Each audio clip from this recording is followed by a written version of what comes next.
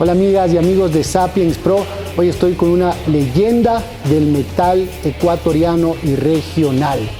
Desde 1990 haciendo música y se mantienen más vigentes que nunca. Señoras y señores, con Juan Pablo Hurtado de Vasca, ¿cómo estás?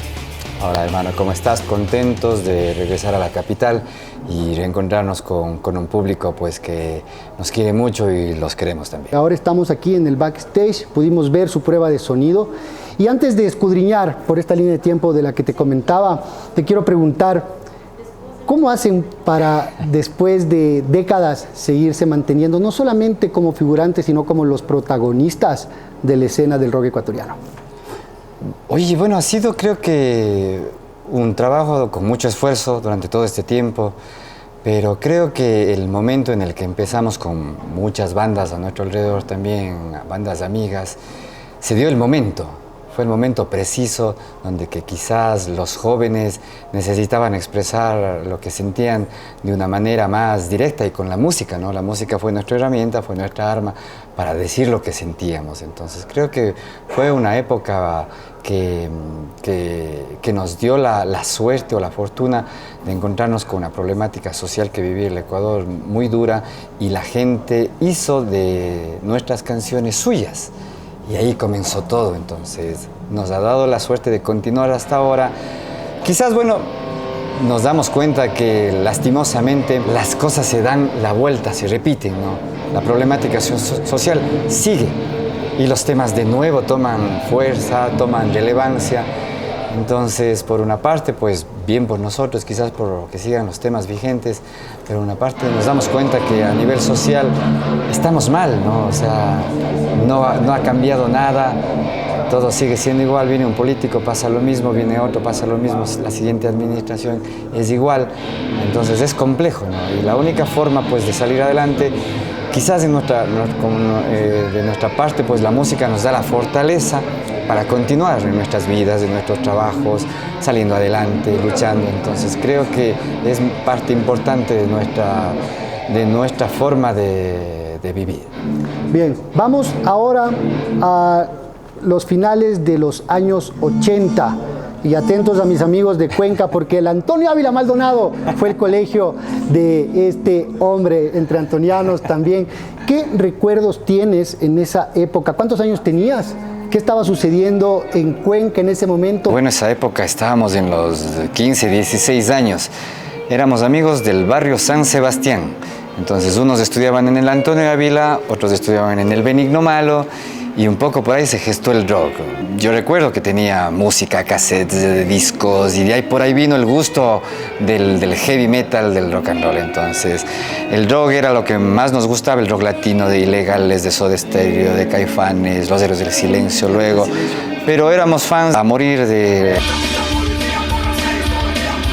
Barón Rojo, de Ángeles del Infierno, Luzbel, no se diga luego Metallica, Slayer, esas bandas ya que te reventaron la cabeza y nos volvimos locos con eso. Entonces la facha, el atuendo, ya queríamos ser parte de eso, ¿no? Porque realmente en la escuela éramos chiquillos, me acuerdo yo era muy fan de los Kiss, de Van Halen, de Michael Jackson, entonces, pero el rock pesado ya se vino después en la época del colegio, ¿no? Entonces, esa complicidad de compartir la música y también, por ejemplo, Paulo o Javier, sus papás les pusieron en el conservatorio. Entonces ahí es donde que empiezan a aprender a tocar guitarra, a tocar violín y así, ¿no? En mi caso yo no pude quizás ingresar a cantar, yo también quería aprender a tocar guitarra, pero no sé, no fue mi caso. ¿Por qué no fue tu caso?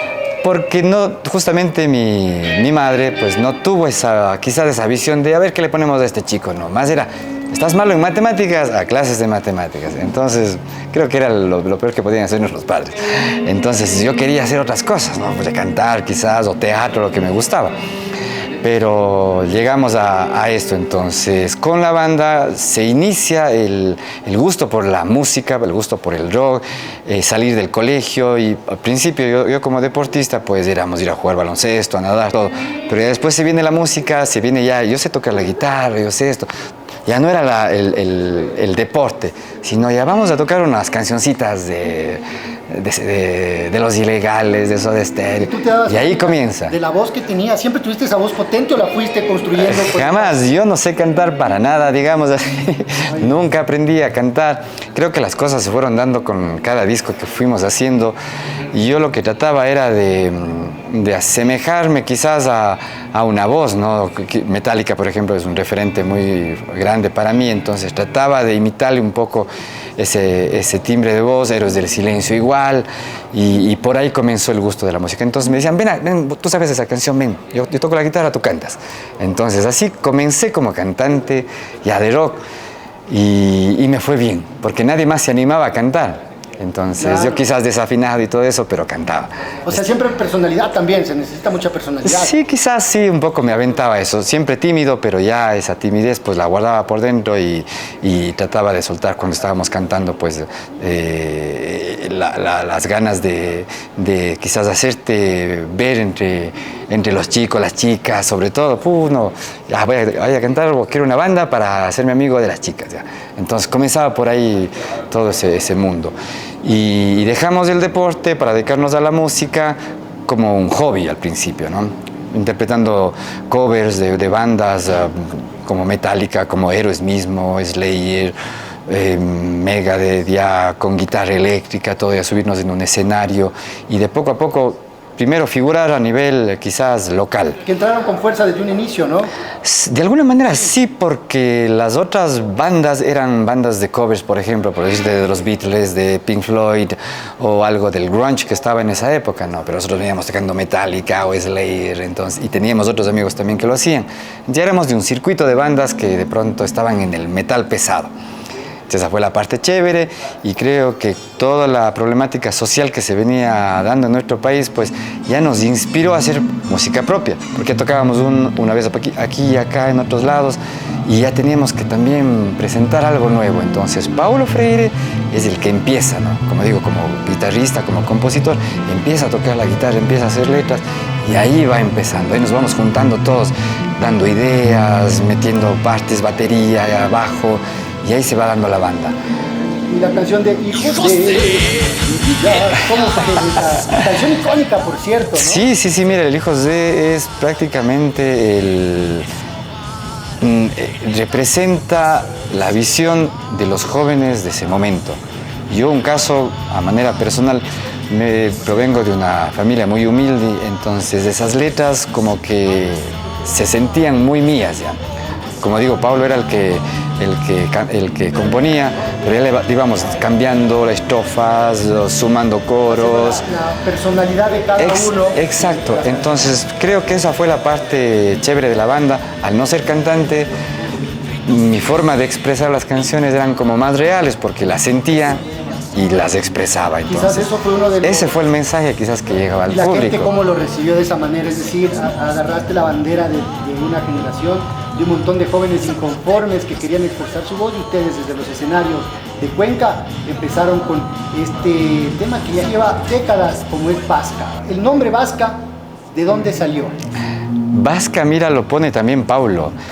Éramos fans de Ángeles del Infierno, ya lo dije, y detrás de buscábamos un nombre que no suene a lo mismo de que tenían las otras bandas, ¿no? Nombres combinados, palabras combinadas. Queríamos algo que tenga fuerza, algo que suene diferente y suene rockero también. Entonces, en la parte de atrás del disco de Ángeles del Infierno, ellos hacen un saludo o agradecimiento a la Vasca del heavy metal. Agradecemos a la Vasca del heavy metal. En el disco me parece que es Pacto con el Diablo.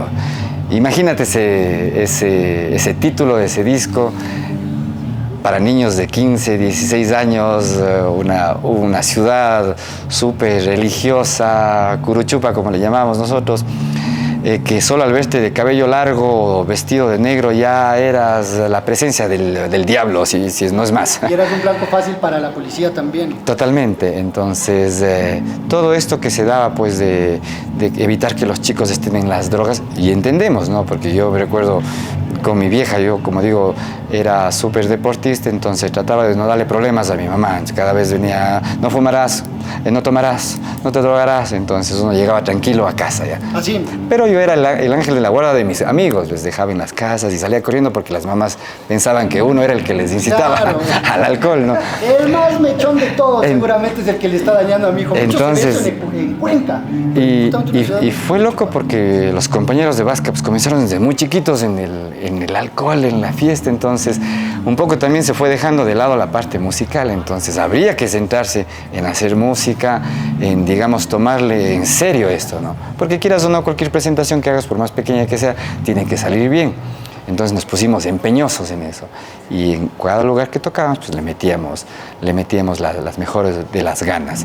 Y así poco a poco la banda fue surgiendo, fue saliendo con muchas dificultades, pero creo que lo hemos llegado a conseguir hasta ahora. ¿Se puede vivir de la música del heavy metal aquí en Ecuador? Creo que sí, más que todo depende ya de cada uno, o sea, hay que dedicarse. Mira, en mi caso yo soy diseñador gráfico, ese fue mi plan B. Okay. Quise ser músico también, no lo he podido hasta ahora creo, no he aprendido, pero como digo, la parte quizás que un poco le da el toque a la banda es la forma de expresar las canciones, de cantarlas, de decirlas. Soy vocero de la banda, vocero de mis compañeros, de mí mismo quizás al contar historias pues muy sentidas de nuestro pasado, de nuestros orígenes, nuestros inicios, entonces, y tratando de llevarle a un sistema más grande, ¿no? Que es el país, que es el mundo, para que de alguna manera pues el tema sea sentido por todos, ¿no? Entonces, esa ha sido la parte quizás más difícil en mi caso y para la banda quizás también porque el rock no es tan fácil, ¿no? O sea, tú ves bandas de pop, bandas de otros estilos de música que tienen muchos eventos, muchos conciertos y hasta son mejores pagados.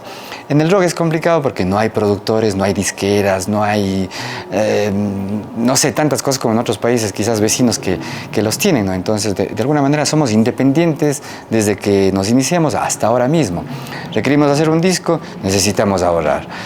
Cobramos de una presentación, guardamos algo, tenemos que hacer discos, tenemos que hacer mercadería, tenemos que hacer algo más, entonces vamos girando ese dinero, porque es medio difícil sacar de tu bolsillo y decir, yo les produzco, yo tengo dinero, hagamos el disco. Para nosotros ha sido muy difícil. O también que lo que hacen en sus giras de conciertos, eso represente una utilidad para cada familia de los integrantes de la banda. Claro, no hay cómo, es muy difícil, pero te digo, en mi caso, con mi profesión, he tratado de ayudarme con la música para hacer muchas cosas, ¿no? Pero vivir solo de esto necesitarías dedicarte a tiempo completo de la música. Se puede. Mira, yo te pongo el ejemplo de Tito, el baterista, o de Paolo, el guitarrista, que ellos viven de la música, tienen su estudio de grabación, dan clases, entonces se puede hacerlo. Los conciertos están tocando hoy con Vasca, mañana con sus otros proyectos, y se va haciendo una profesión, ¿no? Y que es remunerada. Muy difícil, claro está, porque como decimos en la música, a veces como somos artistas, no se es tomada tan en serio ya.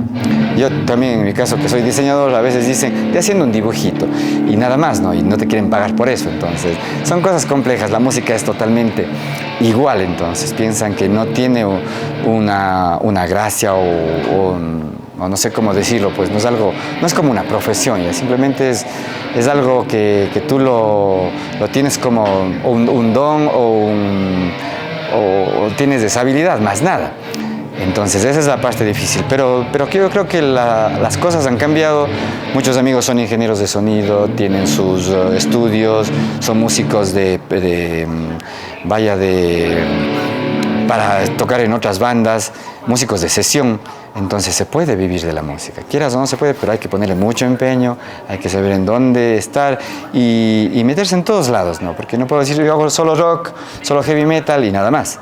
Pero no, eso ya no podrías estar en todos lados, entonces tienes que intentar acceder a todos lados. Como músico eres muy abierto a un montón de propuestas y géneros musicales que puedes hacer. Eso te da, creo, los años, ¿no? Porque en los inicios de lo que es el metal y todo, yo más pelado que tú, pero nos rehusábamos a escuchar otro tipo de género musical. Así es. Había que ser puristas. No podíamos estar escuchando cualquier bachatita por ahí. Claro que sí. Y ahora, ¿cómo está tu tema en este momento? Definitivamente va cambiando esto, ¿no? Dime tú. Sí, o sea, creo que como músicos o como artistas, pues hay que dar, así como nosotros quizás pedimos aceptación, pedimos respeto por tantas cosas, ¿no? Creo que también aceptamos el resto de música, ¿no? Y bueno, como músicos también, pues no es que seamos tan cerrados en nuestro género. Si mañana estamos en una fiesta y nos ponen algo para bailar, bailamos. Pero bueno, eso te hablo de hace, cuando éramos jovencitos, creo que ahora ya no lo hacemos mucho. Ya por edad, y peor por los estilos también que han ido cambiando, ¿no? La música a veces se enriquece, pero de otro lado también, no sé, retrocede, ¿no? Y son por temas comerciales, por vender más, y las disqueras buscan eso, no buscan la música como se hacía antes. Mira, las bandas de las que nosotros pues nos basamos o nos guiamos eran bandas increíbles, ¿no? Que grababan quizás en una sola sesión sus discos y con grandes músicos, académicos incluso, ¿no? Creo que la música clásica tiene mucho que ver con el rock también, y esa parte de educación se ha perdido en las escuelas. Ya no hay música en las escuelas, a veces les quitan de la malla curricular, entonces es loco, porque cuando más debería impulsarse, porque como jóvenes necesitamos esa sensibilidad quizás de la pintura, de la música, de la literatura, que se va perdiendo, ¿no? Entonces eso debe impulsarse mucho en las juventudes, justamente para que mañana tú puedas no solo decir, bueno, yo escucho buena música o así, sino soy buena persona, tantas cosas, ¿no? que la parte sensible pues te da, y la música es así. Nosotros hacemos heavy metal, música pesada, música fuerte, pero somos unas personas muy sensibles, o sea, respetamos mucho lo que está a nuestro alrededor y somos sencillos también. Creo que eso te da el rock. Cuando la banda tuvo una separación, te hablo del año 2000, y te cuento algo personal. Yo tuve un cáncer que me sacó de la línea de la música por mi tratamiento que tuve que hacerme. O sea, la banda se separó. Paulo se fue para los Estados Unidos, el resto nos quedamos acá en Ecuador, y la banda se desintegró. Y yo accedí al tratamiento, en unos meses me curé, y continuamos con la banda. Conversé con Pablo, digo, ¿vas a venir de los Estados Unidos? Me dice que no. Digo, ¿sabes qué? Tenemos propuestas y vamos a continuar. Yo estoy bien, me estoy recuperando, vamos a continuar, denle. Entonces reclutamos gente, reclutamos amigos de otras bandas así mismo que ya fueron desapareciendo, porque como digo, es medio difícil mantenerse, pero si no hay disqueras, si no hay quien te apoye, productores, es difícil hacerlo. Entonces empezamos a reclutar amigos de bandas que así mismo ya habían desaparecido. Una de ellas es Lignum Crucis, donde proviene Folo y donde proviene Guillermo Rodríguez. Y otra de esas bandas era Cajaronca, con Paul Moscoso, que también es guitarrista. Entonces con ellos empezamos la Nueva Vasca, y con Javier Calle también, que de la banda original. Entonces empezamos para cumplir la gira del Tierras Nefastas, hacer nueva música, y cada uno, como digo, aportaba. Para crear el disco Resucita, pues nos basamos justamente en mis vivencias, ¿no? En lo que me estaba pasando, lo que me pasó, y logré superar. Entonces fue muy duro para nosotros, lo conseguimos, claro está, y Resucita sale a la luz. Una resurrección de la banda, una resurrección de mi persona. Las letras de las canciones están basadas casi en esas vivencias, pero la música tiene el aporte de cada nuevo integrante, de Guillermo, de Folo, de Paul, y se vuelve una nueva banda, mucho más rica en melodías, en un género más diverso, que no solo iba al heavy metal, sino al thrash y al rock progresivo. Comenzamos, hacemos giras, hacemos discos, sacamos una reedición del nuevo disco, hicimos muchas cosas. Entonces nos volvimos como un engranaje perfecto de la banda, ¿no? Lastimosamente la primera salida más fuerte fue la de Guillermo Rodríguez, el baterista, que se fue a radicar en los Estados Unidos. Y nos quedamos a las puertas de grabar el Resucita. Entra otro amigo, terminamos de grabar y continuamos. Y ha pasado los años con todo esto, pues con Folo se venían dando más ideas, ¿no? Más ideas de esa banda que tenía él, que era Lignum, y trataba también de incluirlas en Vasca, ¿no? Que era casi en la misma línea. Entonces, por eso toma un nuevo rumbo la banda también, ¿no? Esa fue la parte más chévere, creo que es el aporte musical de cada uno de los integrantes, que ha enriquecido a lo que ha hecho cada disco de la banda, cada producción, intentando mejorar y mejorar una tras de la otra. Ya en el año 2018, quizás en el 2020, estoy un poco medio desfasado del tiempo, casi 2020, Folo decide viajar para los Estados Unidos. Entonces nos va dejando desarmados a nosotros. Es otra pérdida para nosotros como banda, que un músico, que un integrante, claro, al que daba peso, que le daba solidez al sonido de la banda. ¿Cómo ves la música acá en Ecuador desde tu posición de artista, por supuesto? ¿Crees que se mantiene como en los años 90? ¿Ha mejorado musicalmente? ¿Cuál es tu pensamiento personal? Creo que ha crecido a pasos agigantados por la tecnología también que nos da una mano, ¿no? Antes no podíamos grabar en un estudio porque era muy caro, muy costoso, todo eso, o movilizarte a otras ciudades, mientras que ahora lo puedes hacer quizás en un computador de tu casa, si tienes habilidad ahí para hacer sonido, pues se puede lograr algo bastante decente, ¿no? Y un bajo costo. Entonces creo que se puede hacer música más fácil. Creo que la parte difícil ahora es que el músico es muy exigente, quiere estar subido en un escenario, quiere ganar mucho dinero, teniendo simplemente un disco que quizás suena bien o lo hicieron con algún ingeniero extranjero, no sé cómo decirlo, pero creo que los músicos de ahora piden mucho cuando no han vivido esa parte que creo que es la más importante en el músico, en una banda, ¿no? El hecho de subirte a un escenario o subirte a una van y girar por todo un país o ciudades y hacer conciertos y hacer conocer tu música. Las redes sociales son muy importantes ahora, también te pueden hacer muy conocido, pero vas a necesitar quizás de mucha suerte para llegarte a ser famoso, ¿no? Entonces creo que esa parte de recorrer un país o estar haciendo conciertos, estar dando entrevistas, desde el concierto más pequeñito, por aquí, por acá, en un bar, en ciudades quizás más alejadas, donde que a veces es difícil llegar, comenzar por allá, eso es lo que te va a dar, hacerte conocer con fans, vendiendo discos, tocando una y otra vez tus canciones hasta aburrirte tú mismo, pero llegar a la gente, ¿no? Mira, nosotros hablábamos del Hijos de, es una canción que creo que no podemos dejar de poner en el repertorio porque la gente lo va a pedir, ¿no? Entonces... Igual que Ándate a la mierda. Entonces es difícil, ¿no? Pero justamente esas canciones se llegaron a ser conocidas porque estuvimos ahí dándole y dándole hasta el cansancio, ¿no?